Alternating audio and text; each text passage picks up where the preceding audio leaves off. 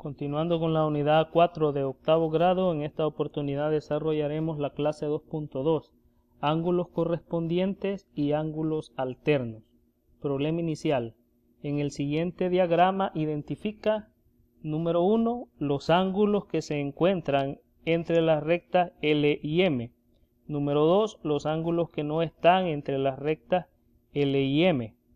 Y número 3, los ángulos que se encuentran a la izquierda o a la derecha de S. En el diagrama tenemos dos rectas, la recta L y la recta M, que son cortadas por una recta a la que vamos a identificar como la recta S.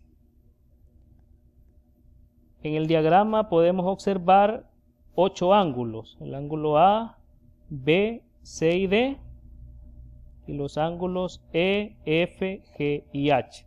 Contestando al numeral 1, los ángulos que se encuentran entre las rectas L y M son los siguientes. Tenemos al ángulo B, al ángulo C, al ángulo E y al ángulo H.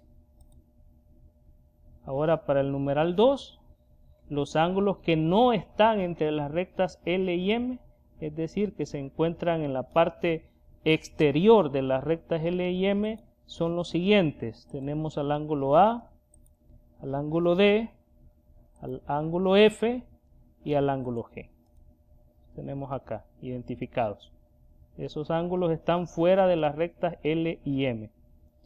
Y ahora para el numeral 3 vamos a identificar los ángulos que se encuentran a la izquierda o a la derecha de S, de la recta S.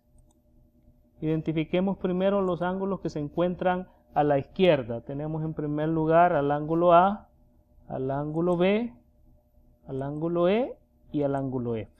Esos ángulos se encuentran a la izquierda de la recta S.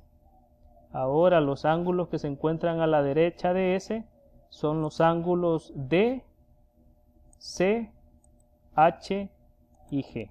Esos ángulos se encuentran a la derecha. Conclusión.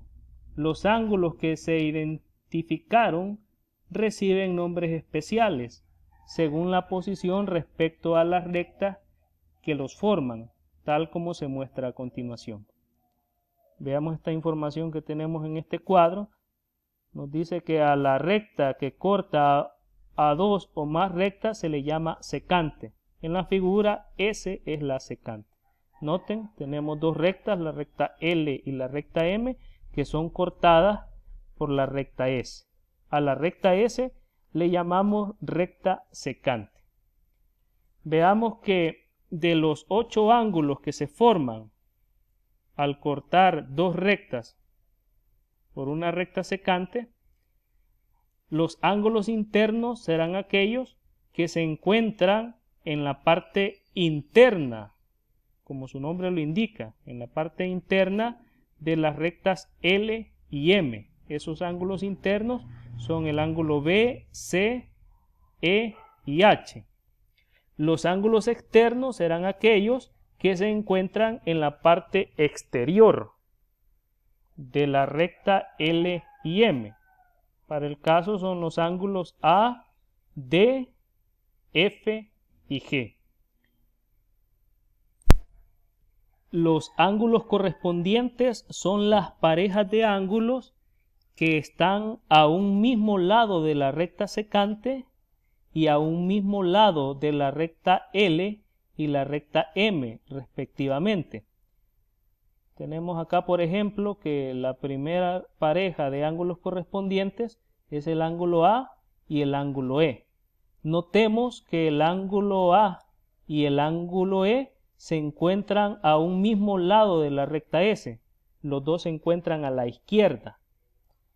Y el ángulo A se encuentra en la parte de arriba de la recta L y el ángulo E se encuentra en la parte de arriba de la recta M. Observemos para el ángulo D y el ángulo H, que también son correspondientes. El ángulo D y el ángulo H, los dos se encuentran en la parte derecha de la recta S y los dos se encuentran en la parte de arriba de la recta L y la recta M, respectivamente. Están como en una misma posición. Observemos para el ángulo B y el ángulo F, que también son correspondientes. El ángulo B y el ángulo F se encuentran en la parte, en el lado izquierdo de la recta secante, de la recta S, y los dos se encuentran en la parte de abajo de la recta L y la recta M, respectivamente. Y de igual manera, para la última pareja de ángulos correspondientes, el ángulo C y el ángulo G se encuentran los dos a la derecha de la recta secante y se encuentran en la parte de abajo de la recta L y la recta M, respectivamente. Ahora tenemos los ángulos alternos externos, que también son parejas de ángulos, pero que tienen la característica de estar en la parte exterior de las rectas L y M y en lados opuestos de la recta secante. Tenemos, por ejemplo, la primera pareja de ángulos alternos externos. Tenemos el ángulo A y el ángulo G. Noten, los dos ángulos A y G se encuentran en la parte externa de las rectas L y M y se encuentran a lados opuestos de la recta S. El ángulo A se encuentra a la izquierda y el ángulo G se encuentra a la derecha. Y de igual manera tenemos el ángulo D y el ángulo F. Los dos son ángulos externos. El ángulo D se encuentra a la derecha de la recta secante y el ángulo F se encuentra a la izquierda. Están en dos lados opuestos. Estos son los ángulos alternos externos.